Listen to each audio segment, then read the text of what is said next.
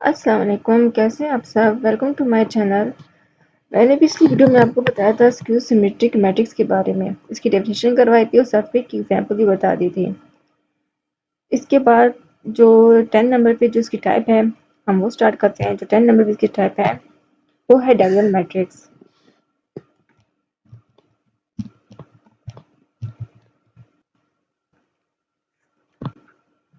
A square matrix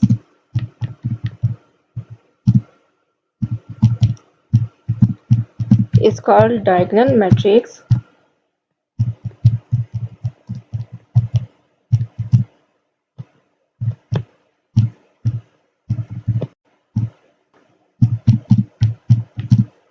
if at least any one of the entries of its diagonal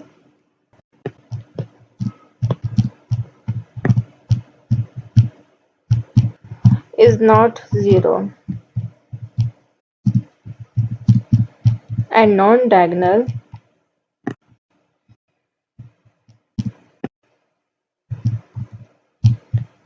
entries are zero. A square matrix is called a diagonal matrix if at least any one of entries of its diagonal is not zero. देखिए इसके diagonal में से कोई एक entry zero नहीं होनी चाहिए, बाकी जो नॉन डायगोनल इंट्रीज होती है वो जीरो होनी चाहिए। फॉर एग्जाम्पल मैं आपको एक एग्जाम्पल बता देती हूँ। हम लेट कर देते हैं कोई भी एक मैट्रिक्स है, हम उसको डिनोट कर देते हैं वो ए है। ए से डिनोट करने के बाद अब देखिए ये स्क्वायर मैट्रिक्स का होना जरूरी है। तो स्क्वायर का मतलब क्या है, जिसके रोज और कॉलम इक्वल होने चाहिए। अगर हम ये तीन वाली ले लेते हैं, ठीक है, 3 रो है 3 कॉलम है, तो डायगोनल मैट्रिक्स का मतलब ये है कि यहाँ पर इसकी वन जैसा वन है, टू एंड थ्री, तो ये वाली जो एंट्री इसमें से कम कोई एक जो है वो नॉन जीरो होना चाहिए, बाकी जो है ना जीरो होंगे इसके।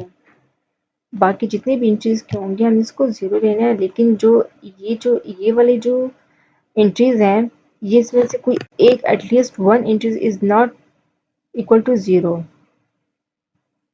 बाकी जो है इसके ये जीरो हो जाएंगे। सिमिलरली एक और एग्जांपल इसकी ले लेते हैं। लेट कर देते हैं वो कोई भी मैट्रिक्स बी है, 3 रो 3 कॉलम का ले लेते हैं। लेट सपोज यहाँ पे जीरो ले लेते हैं। इसके जो नॉन डायगोनल जो एंट्रीज हैं सबको अगर हम जीरो ले लें, लेकिन जो डायगोनल मैट्रिक्स है उसमें से हम एक को जीरो ले लें और बाकी किसी को भी हम कोई भी सभी नंबर दे सकते हैं, जैसे 9 हो गया, यहाँ पे 8 5 6 हो गया। उसके नॉन डायगोनल एंट्रीज होते हैं हमेशा जीरो होने चाहिए, लेकिन जो डायगोनल जो ये वाले जो डायगोनल एंट्रीज इसमें से एटलीस्ट जो वन है कोई एक जो है वो नॉन जीरो होना चाहिए, बाकी जीरो से लेकिन किसी एक को नॉन जीरो होना चाहिए। इसके बाद 11 नंबर पे इसकी एक और टाइप है scalar matrix. A diagonal matrix is called scalar matrix if all the diagonals entries are same। जिसके diagonal entries होते हैं वो सेम होने चाहिए एंड नॉन जीरो होने चाहिए। ठीक है, जैसे ये diagonals हैं इसकी जो जितनी भी diagonals होंगी वो सारी से entries सेम होनी चाहिए और नॉन जीरो होनी चाहिए। जैसे यहाँ पे diagonal में ये कि कोई एक इसमें से जीरो हो सकता था या दो हो सकते थे। फॉर एग्जाम्पल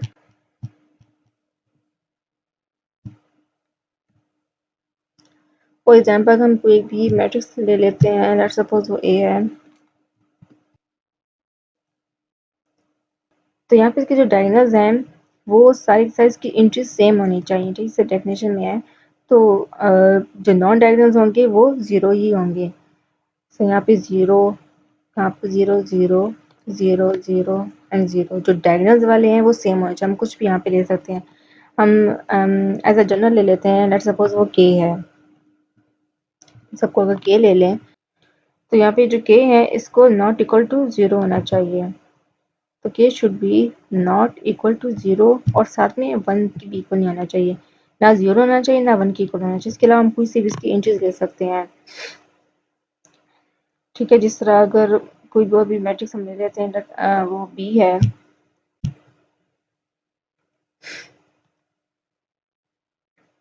यहाँ पे अगर 2 2 और 2 ले लें और जो नॉन डायगोनल जो इंट्रीज हैं उसके 0 हो जाएंगे। इस तरह हम 2 क्रॉस 2 का अगर ले लेते हैं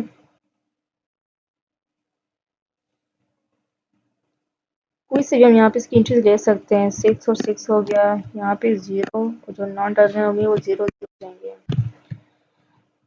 अब इसके बाद एक और इसकी टाइप पढ़ते हैं। वो टाइप है इसकी identity matrix.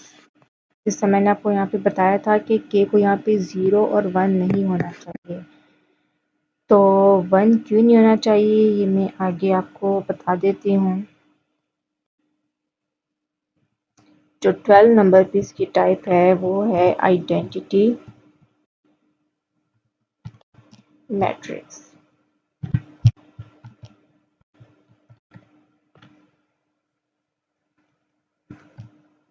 A diagonal matrix is called identity matrix if all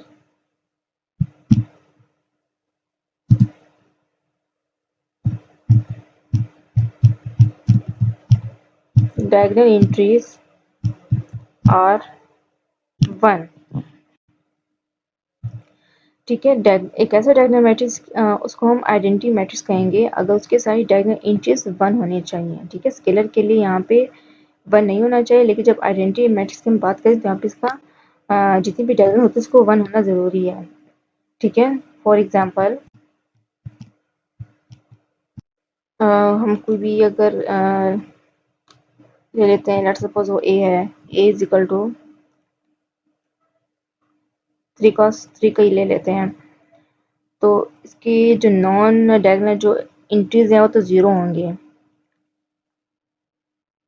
लेकिन जो डायगोनल इंट्रीज है वो सिर्फ और सिर्फ 1 हो जाए। 1 के अलावा और कुछ भी नहीं हो सकता, सिर्फ और सिर्फ ये 1 ही होना चाहिए।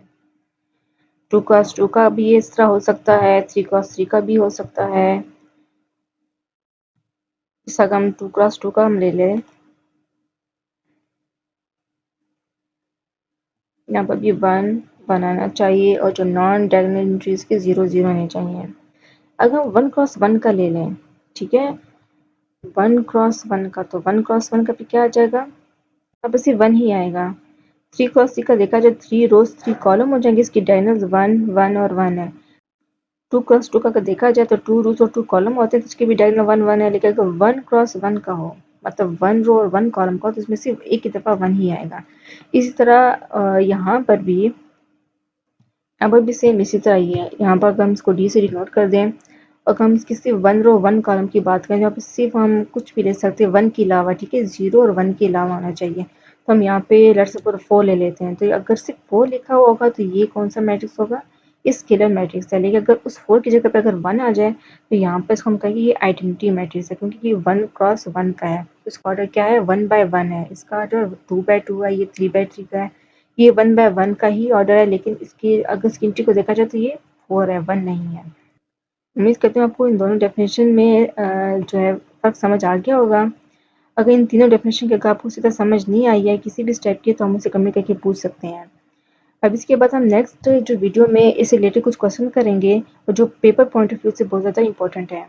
लाइक कीजिए, सब्सक्राइब कीजिए, अपना बहुत ज़्यादा ख्याल रखिए। मिलते हैं नई वीडियो में। अल्लाह हाफिज़।